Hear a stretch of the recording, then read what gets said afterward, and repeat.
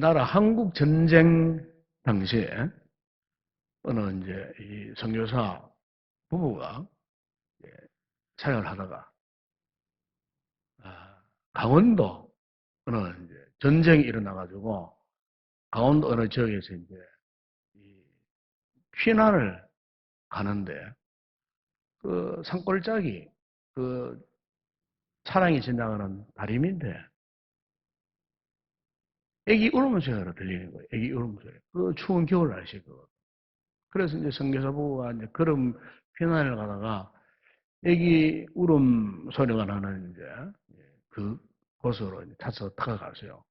다가갔는데 그 다리 밑에 다리 난간에 웬 아주머니 한 사람이 그 추운 날씨에 자신의 옷을 다 벗어갖고 울고 있는 그 아기를 그냥 감싸고 또 감싸고 둘둘 말아가지고 품에 콕 껴안고 가까이 다가가 보니까 아기는 막 울고 있는데 정작 그 엄마는 얼어 죽어 있었어요. 그래서 선교사 부부가 그 상황을 보니 그 아기가 너무너무 불쌍한 거예요. 알고 보니까 그 엄마가 그 아이를 자기 아이를 그 딸이었어요. 그 딸 아이를 살리기 위해서 그 추운 날씨에 자신이 그랬던 치마 저고리를 다 벗어가지고 무명 치마 저고리를 둘둘 감아가지고 어쨌든 자기 새끼 살리려고 그렇게 하다가 작년에 그만 얼어 죽어버린 거예요. 그래서 이 선교사 부부가 그때부터 그 딸 아이를 이제 마치 자기들의 딸인 양 그렇게 귀하게 여기고 그렇게 이제 키우다가 전쟁이 끝난 다음에 이제 본국으로 귀국할 때 그 어린 아이를 데리고 그렇게 미국으로 이제 건너갔어요. 그래서 어쨌든 참 전쟁통에 참 만난 이 귀한 어린 생명을 이 성자 부부가 참 하나님 앞에서 최선 다해서 정말 잘 키웠어요. 그래서 미국에서 초중고 좋은 대학까지 이제 이렇게 입학시키고 공부도 시키고 그러면서 이제 키우는데 그런데 이제 정작 이 딸 아이 자신은 크면 점점 이런 갈등이 생기는 거예요. 가만히 보니까 자기 아버지 엄마는 머리도 노랗고 눈동자도 파랗고 피부도 하얗고 키도 크고 코도 큰데 자기는 키도 작고 피부도 좁좁하고 머리칼도 까맣고 뭐 코도 나지막하고 자신의 엄마 아빠와 이렇게 비교해 보니 도대체 이 생각이 이해가 되지 않는 거예요. 이거를 이제 혼자 스스로 고민을 한 거예요. 그러니까 이 사춘기 예민한 이 시절에 도대체 우리 엄마 아빠하고 나하고 왜 이렇게 차이가 날까? 이게 막 고민스러운 거예요. 스스로 방황을 한 거예요. 그래서 어느 날 이제 이 딸이 어렵사리 이제 이 자기를 키워준 이 부모님께 물은 거예요. 도대체 엄마 아빠와 나와 왜 이렇게 다르게 생기느냐? 피부도 다르고 머리깔 색깔도 다르고 다 다른데 도대체 나는 어디서 태어난 존재냐고 이렇게 물은 거예요. 그래서야 이제 이 선교사 부부가 이 다 큰 이 아이에게 이제 설명을 합니다. 사실 올해가 강원도 어느 산골 149대 때 한국전쟁 때 태어날 하다가 다리 밑에서 애기 우는 소리가 났는데 그래서 그걸 찾아가 보니까 바로 네가 갓 태어난 지 얼마 안 되는 며칠 안 되는 니를 살리기 위해서 너희 엄마가 옷을 다 벗어가지고 너를 어쨌든 살리려고 이렇게 감사하고 다시는 거기서 어리 죽고 너를 살리기 위해서 너희 엄마가 그래야 한다. 그래서 우리가 지나가다가 너를 발견해가지고 그때부터 너를 양녀로 삼고 입양을 해서 이렇게 미국까지 너를 데려와서 키우다. 비로소 이 딸아이가 축제가 풀리는 거예요. 그래서 다시 한국을 꼭 가고 싶었어요. 왜냐하면 자신을 살려고 죽었던 그 엄마의 무덤이라도 한번 찾아가 보려고. 그래서 이제 수소문 해가지고 그 엄마가 죽었던 그 동네를 찾아가지고 엄마의 무덤을 찾아간 거예요. 무덤을 찾아갔는데 이 딸 아이가요. 역시 그때 겨울이었어요. 엄마의 무덤 앞에서 자신의 옷을 다 벗어가지고 엄마의 무덤을 그렇게 덮어주더랍니다. 덮어주고 거기에서 그냥 무덤을 끌어안고 울며 불면서 엄마를 찾다는 겁니다. 엄마가 나를 살리기 위해서 이렇게 엄마의 옷을 다 벗어가지고 얼어 죽을 뻔했던 나를 이렇게 살려주셨으니 내가 지금 돌아가서 엄마한테 뭘 할 수 있겠느냐고 하면 자신 옷을 벗어가지고 그 엄마의 무덤을 그렇게 덮어주면서 그렇게 무덤을 끌어안고 울었다는 것입니다. 한국 전쟁 때 있었던 실제 있었던 일화 가운데 하는 이야기 이런 참 감동적인 일화가 있더라고요. 제가 이제 이 이야기를 이렇게 보면서 참 이런 생각을 했어요. 우리가 신앙생활 할 때 우리가 신앙생활에서 참으로 중요한 것이 뭔가 바로 이 은혜를 깨닫는 겁니다. 은혜를 아는 겁니다. 우리가 믿음 생활을 하면 참 여러 가지 많은 힘들고 어려운 상황을 경험하잖아요. 실패도 경험하고 좌절도 경험하고 고통도 경험하고 그리고 왠지 모르게 지금 내 마음과 영혼이 자꾸 침체 국면에 빠져서 헤어나오지를 못하고 생각이 복잡하고 앞으로 가야 할 걸 생각하니까 자신감도 없고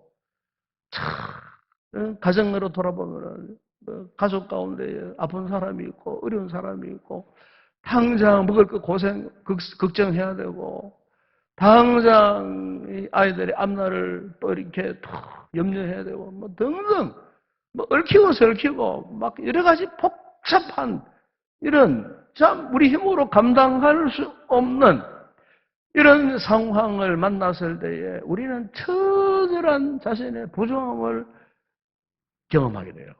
그 어떤 분들은 이런 부족함을 경험하면서 자신의 힘으로 감당하지 못해서 더 깊은 절망에 빠지고 어떤 분들은 그래서 극단적인 선택을 하는 분들도 있고 사실 우리 주변을 둘러보면은 이런 여러 가지 힘들고 어려운 상황 속에서 참 해외에는 방황하는 이런 분들이 우리 주변에 얼마나 많이 있는지 몰라요. 우리 성도들 가운데 그런 분들이 있어요.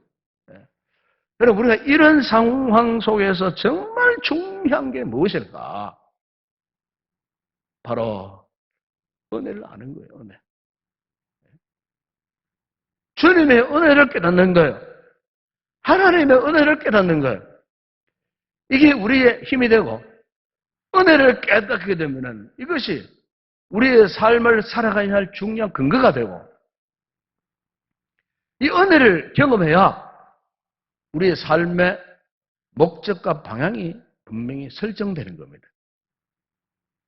요즘처럼 힘든 이런 시대에 모든 상황이 참 짓눌리고 침체되고 위축된 이런 시대에 정말 우리에게 필요한 것은요. 은혜입니다. 은혜. 네. 그 은혜가 우리 삶을 회복하시기 때문에.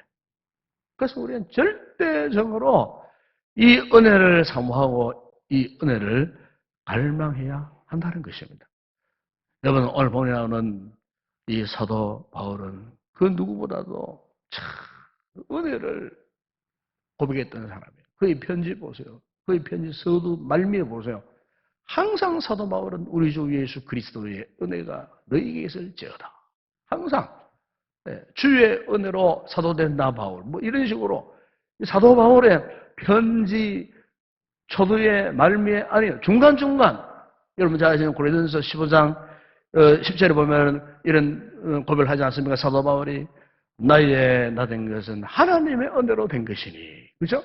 네, 하나님의 은혜로 된 거예요. 이 바울이라는 사람은요 사실은 인간적으로 생각하면요 하나님의 은혜를 몰라도 인간적으로 얼마든지 잘 살 수 있었던 사람이에요. 왜냐하면은 이 사람은 그 시대에 한 정통한 유대인 혈통에서 태어난 사람이에요. 유대의 12지파 가운데 베냐민 지파 사람이에요. 그리고 최고의 이 지성을 겸비한 사람이에요. 가말리엘 문화에서 율법에 정통한 사람이에요. 헬라어 능통한 사람이에요. 헬라 철학 능통한 사람이에요. 율법에 자기 말로 열심히 특심한 사람이었어요. 율법 학자의 수준에 이르렀던 사람이었어요. 뿐만 아니고 그 당시에 만인들이 사모했던 로마의 시민권을 가진 사람이었어요. 네? 뿐만 아니라 그는 유대 공회의원에다가 법관에다가 예? 한마디로 돈 많은 부자에다가 이 귀족 반열에 서 있는 그런 사람이었어요. 그러니까 참 세상적으로 요즘으로 봐도 뭐 이만큼 참 뭐 이렇게 부와 재물과 학식을 겸해서 누가 있겠어요? 바울은 그 당시를 볼 때 그야말로 최고 수준의 요즘으로 흔히 말하는 엘리트 반열에 있었던 그런 사람이었어요. 그러니까 세상적으로 부정함이 없으니까 뭐 은혜가 뭐가 필요했겠어요. 그러니까 한때는 막 잘 나갔죠. 한때는 뭐 대제사장을 막 꿈꿀 정도로 막 그야말로 예? 잘 나가던 그런 인물이 어느 날 주님을 만나죠. 그리고 주님의 은혜 앞에 철저하게 깨트려집니다. 철저하게 깨트려집니다. 세상적인 그 참 부러워할 만한 인간적인 세상적인 그런 갖춘 덕목들이 주님 앞에 그야말로 훗날 그가 고백했듯이 배설물로 여길 정도로 그 모든 것들이 한찮은 존재로 여겨진 거예요. 여러분 어떻게 그런 사람이 이런 사람으로 이게 급진 변화될 수 있을까? 그것은 다른 게 아니에요. 은혜의 힘입니다. 주님을 만나고서 그가 이전에는 전혀 몰랐던 그 은혜를 깨닫게 되었을 때에 그의 인생이 180도로 변화되어진 거예요. 추락했던 인생이 승승장구하는 회복하는 인생으로 그렇게 바뀌어졌다는 겁니다. 그가 은혜 받고 그의 고백처럼 뭐 삼청천까지 올라갈 정도의 영적인 세계 그러니까 천국과 지옥을 다 봤다는 그 말이에요. 요즘으로 말하면은 천국을 다 둘러본 그런 인물이에요. 하늘의 세계를 그냥 통달한 그런 사람이었어요. 그런데 우리가 그의 선생을 쭉 읽어보면 오늘 이 본문을 보세요. 본문을 보면은 이 같은 위대했던 사람이 오늘 본문에 참 역설적인 고백을 합니다. 그게 뭐냐면은 자기의 그 약한 것들에 대해서 자랑한다. 그리고 고백합니다. 보통 사람들이 자랑하면은 참 세상 사람들 견주어서 많이 배운 것, 많이 가진 것, 뭐 이런 거 자랑하잖아요. 그런데 이제 바울은 그런 걸 자랑한 게 아니에요. 오히려 자기의 그 약한 것을 자랑하는. 여기 약한 거는 뭐냐면 지금 이 사도 바울이 뭐 육신적인 질병의 고통, 아니면 정신적인 고통, 뭐 영적인 고통. 특히 오늘 본문대로 보면은 이 바울에게 참 자신에게 참 일평생 가시 같은 육체에 이 질병이 있었던 것 같아요. 그러니까 그 당시에 의술로 고칠 수 없는 이런 질병. 학자들은 이 바울의 이 질병이 뭐 간질병이라 말하기도 하고 안질이라 말하기도 하고 또 어떤 사람은 편두통, 불면증 뭐 이런 가지 말을 해요.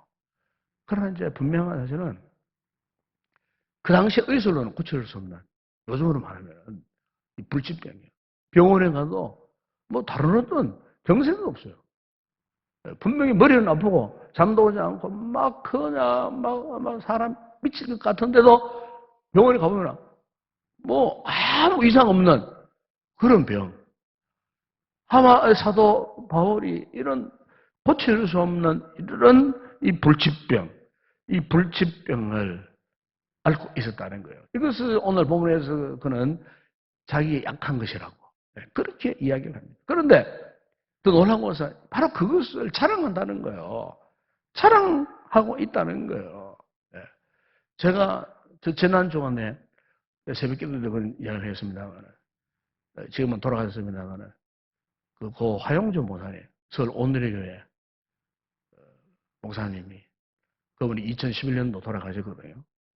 돌아가셨는데, 이분이 참, 한때 한국교회 차세대 참 지도자로 주앙도 받고, 참, 차세대 이 목회자들에게 참 꿈과 비전을 주는 그런 아주 참 유명한 그런 분이었어요. 정말 일평생 건강한 목회를 하신 분. 오직 그냥 성도들을 제자 훈련시키고 오직 보험을 자는 뭐 정치적인 일은 전혀 하지 않았어요. 오직 보험을 위해서만 일평생. 그래서 처음으로 이분이 서울에 연예인 교회를 세웠어요. 그 당시에 연예인들에게 전도가 되겠다 해갖고 그 당시 유명한 뭐 구봉서 씨, 구봉서 장로, 곽규석 목사 뭐 등등 유명한 뭐 그 당시에 뭐 참 내놓으라는 연예인들에게 직접 찾아가 전도하고 복음을 전해갖고 이분들을 모아가지고 이제 연예인 교회를 세웠어요. 그래 지금도 연예인들 가운데 막 50대 이상 되는 분들은 그분의 은혜를 받은 사람 많아요. 그분 때문에 예수 믿는 사람 엄청나게 많아요. 이렇게 연예인 교회를 세우고 그 다음에 이제 온누리 교회를 개척 이제 해가지고 세우는 가운데 70년대 중후반부터 이분에게 병이 찾아왔어요. 그 당시로는 엄청난 충격적인 병이었어요. 그게 뭐냐면 간암이었어요. 지금은 뭐 웬만한 간암도 초기 되면 치료할 수 있잖아요. 그 당시에는 일단 암이라 그러면은 아직 우리나라가 의학이 발달 못해가고 그냥 뭐 여자분들 뭐 유방암 걸리면 다 그때 다 죽는 줄 알았습니다. 그때 수술도 못하는 그런 시대였어요. 70년대 80년대는 그거였습니다. 그래서 간암이 걸린 거예요. 근데 그때부터 죽기까지 일평생토록 목회하면서 간암 수술을 6번 했어요. 6번. 제가 그분을 마지막으로 2006년도에 한번 뵌 적이 있어요. 그때 보니까 머리가 그냥 다 빠졌어요. 머리가 다 빠지고 아니 얼굴에도 이렇게 막 병색이고 정말 오래 살겠나. 그런데도 설교를 하는데요. 얼마나 은혜가 되고 그 메시지에 얼마나 막 힘이 되지 몰라요. 거기에는 500여 명의 목회자들이 왔는데요. 하나같이 은혜를 다루어요. 하나같이. 메시지에 막 힘이 넘치는 거예요. 간암 수술 6번을 한 사람인데 그들을 볼 때는 막 그냥 병세 환자도 저런 환자가 없어. 그런데 말씀을 전하시는데 막 구구절절히 막 은혜가 넘치는데 그분이 이제 제가 지난주 몇 주 전에 어느 영상을 보는데 고난에 대해서 그분이 이렇게 고백을 하더라고요. 여러분 고난 그거는 아무것도 아닙니다. 제가 6번 간암 수술을 받았지만은 그 간암이 얼마나 고통스럽습니까? 에? 밤에는 막 그냥 막 온몸을 막 짜내듯이 하는 그런 고통들이 있거든요. 심할 때는. 그런데 그런 고통을 경험하면서도 여러분 그 고난 아무것도 아닙니다. 아무것도 아닙니다. 그 교인들 앞에 아무것도 아닙니다. 오히려 저는 이 고난 때문에 지금도 살아 있습니다. 이 고난. 왜 그럴까요? 고난은 주님이 주시는 특별한 은혜입니다. 고난이 은혜라고. 고난을 그는 은혜라고 그렇게 고백하더라고요. 고난이 은혜예요. 그러니까 그 고난 때문에 자신이 지금까지 이렇게 살아남을 수가 있었다는 거예요. 그렇기 때문에 이 강한 암이 무섭지 않는다는 거예요. 수술 받으러 들어가는 거 이제는 무섭지 않다는 거예요. 예. 그것 자체가 은혜이기 때문에 그것 자체가 하나님이 나에게 베푸시는 특별한 은혜이기 때문에. 그리고 오늘 본문에 이 사도 바울도 이걸 깨달았어요. 자신의 그 고통스러운 질병을 끌어안고 하나님 앞에 3번 죽게 간구했다 그랬잖아요. 그런데 3번 죽게 간구했다는 말은요, 이 사도 바울도 사람이기 때문에 이 질병에서 벗어나고픈 간절한 마음으로 하나님 앞에 기도했다는 거예요. 하나님 꼭 치료해주시면 낫게 해주세요. 이렇게 막 간절하게 정말로 땀 흘리면서 부르짖으면서 간절히 기도했는데 하나님 응답이 뭐라고 왔다고 했습니다. 내 은혜가 내게 족하다. 다시 말해 그게 네 은혜다. 그게 바로 너를 살아남게 하는 은혜다. 그게 바로 내가 너를 복음의 도구로 사용하고자 하는 은혜다. 바울이 안고 있었던 그 아픔, 상처, 고난, 그것이 결국에는 바울을 위대하게 만들었던 이 통로 역할을 하는 은혜, 파이프라인이었다. 그 말이에요. 바울이 겪었던 아픔, 상처, 고민, 걱정, 염려, 이런 것들이, 시련, 이런 것들이 오히려 은혜다, 은혜. 은혜라고. 하나님이 바울에게 그렇게 응답을 하셨어요. 그랬을 때 바울의 응답이, 바울의 반응이 어땠습니까? 바로 오늘 본문의 고백이잖아요. 그러구나. 이제부터는 나의 이 여러 약한 것들, 이것 때문에 내가 절망할 것이 아니고, 포기할 것이 아니고, 우리 이것을 내가 자랑해야 되겠다. 자랑해야 되겠다. 기뻐해야 되겠다. 여러분, 이게, 여러분, 은혜를 진정으로 깨닫는 하나님의 사람의 모습이에요.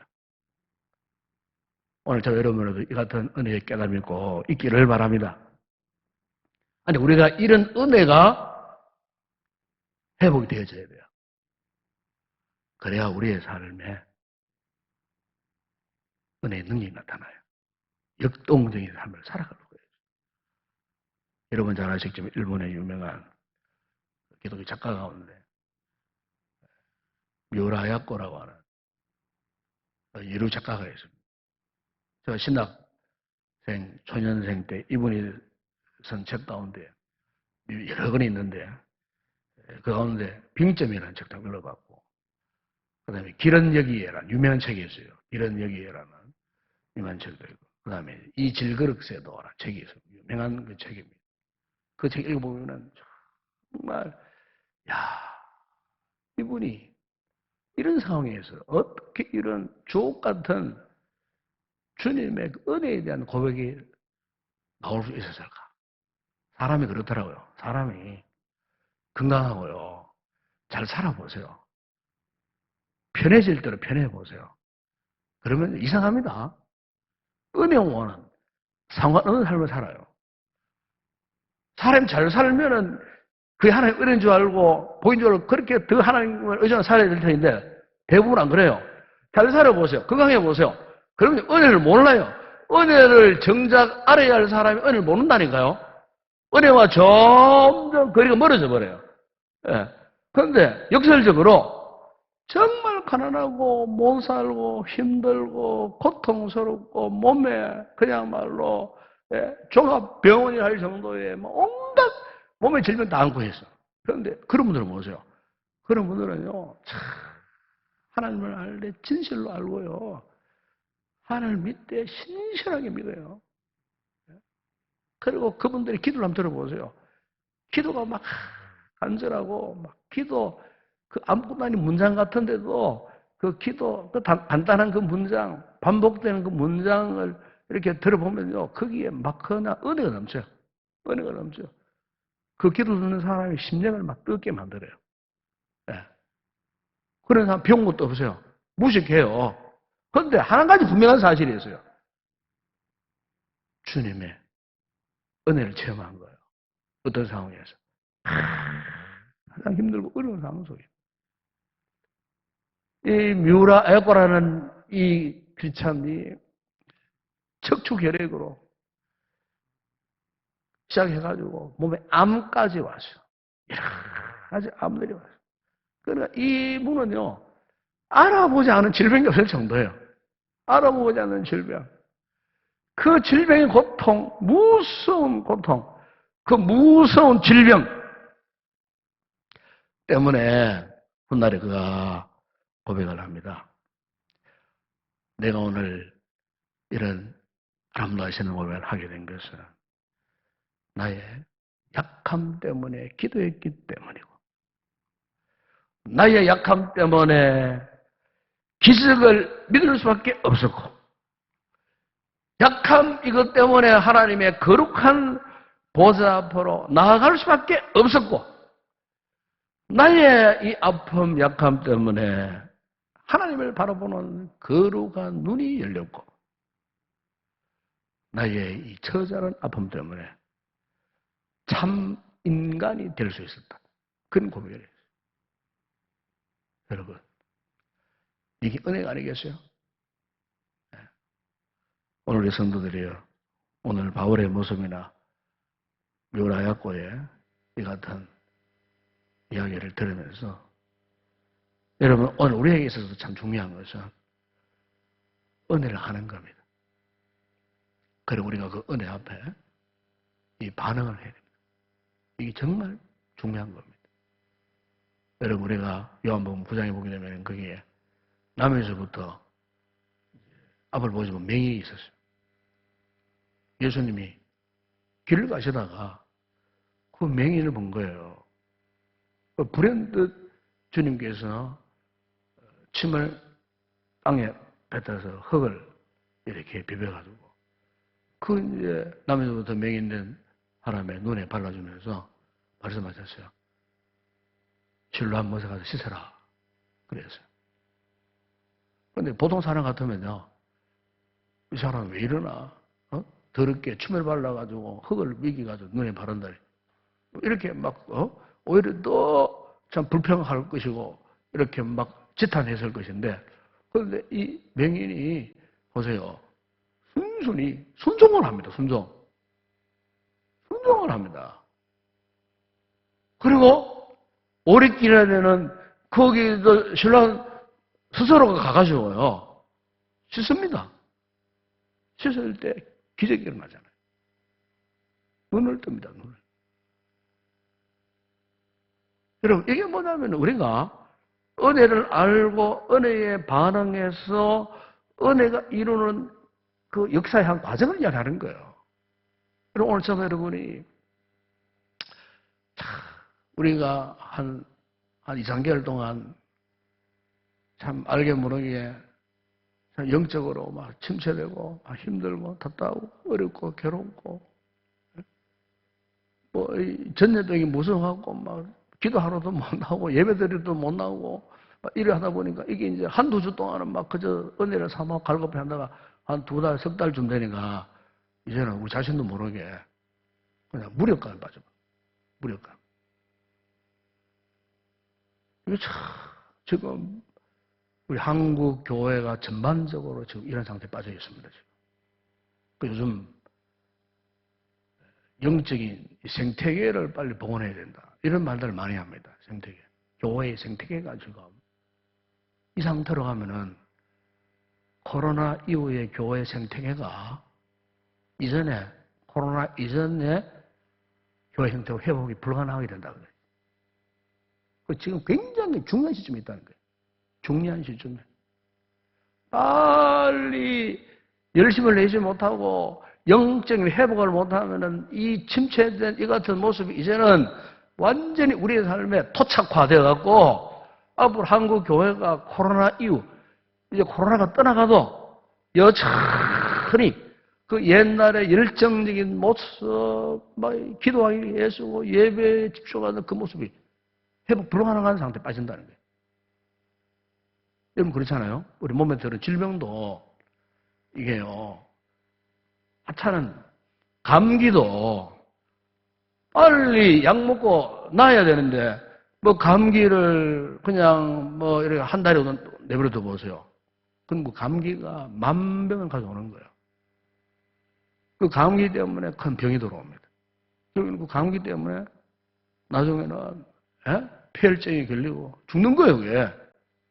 방치해두면은 그래 돼버리는 거예요. 똑같아요. 영적인 현상도 똑같아요. 예. 그러니까 오늘 우리가 급선무를 해야 할 일이 뭐냐면 은혜를 깨닫자, 은혜. 은혜를 깨달아야 되겠다. 예.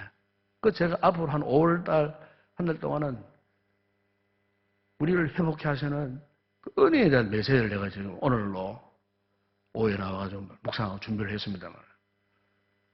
이런 상황에서 하나님, 우리 교회가 우리 성도들이 참 무엇보다 은혜를 깨달아야 되고 은혜를 회복해야 오늘의 이 상황을 디디고 일으킬 수 있어요. 저는 우리 교회에 은혜를 베풀어 달라고. 그래서 은혜를 회복할 수 있는 필요 적절한 말씀, 무엇이겠습니까? 제가 몇 주 전에 기도하다가 겨우 이제 본문을 선정을 했어요. 그래 지난주에 첫 번째 메시지를 했습니다만 이번 주일도 마찬가지예요. 어쨌든 우리가 어떻게 해서 은혜를 회복할 수 있겠는가? 여기에 대해서 목적을 두고 포커스를 맞추고 그래서 목사님 저부터 우리 모든 성도들이 어쨌든 우리가 이 상황을 이겨내기 위해서 정말 은혜 앞에 내가 어떤 이 반응자로 온전히 세워질 수 있겠나? 사도 바울처럼 미우라 야꽃처럼 날 때부터 앞을 보지 못하는 맹인처럼 은혜 앞에, 주님의 은혜 앞에 우리가 어떻게 반응해야 하는가, 여기에 오늘 우리 영적인 생명이 지금 걸려 있는 거예요. 네? 그래서 이 밤에 여러분 기도하십시오. 하나님, 그 어떤 것보다도 은혜를 알게 해달라고, 은혜를 깨닫게 해달라고, 은혜 앞에 바울처럼 이 같은 건강한 반응을 하는 사람이, 믿음의 사람이 되기를 원합니다. 미우라 야꽃처럼, 맹인처럼, 정말 우리가 은혜를 제대로 알고, 제대로 깨닫고, 은혜 앞에 제대로 반응해야 오늘의 이 같은 삶의 현장을 수습이 되어지고요. 회복이 되어질 줄로 믿습니다. 바울이 고백했던 것처럼 나의 약한 것들을 자랑할 수 있는 이 같은 은혜를 이 밤에 우리 모두에게 달라고 기도하세요. 그냥 신앙생활을 무덤덤하게 하지 마시고 내가 그동안 알고 있고 믿고 있었던 관록으로 신앙생활을 연맹하려고 하지 마시고 성경 지식을 뭐 좀 안다고 그것 때문에 잘 믿는 척 하지 마시고 정말 십자가의 은혜를 제대로 깨닫고 바울처럼 나의 약함을 진정으로 자랑하고 기뻐할 수 있는 진정 은혜가 무엇인지를 깨닫고 이 은혜를 선포할 줄 아는 이 같은 신앙의 삶을 살아갈 수 있는 복된 성도 되시길 주의 이름으로 축원합니다.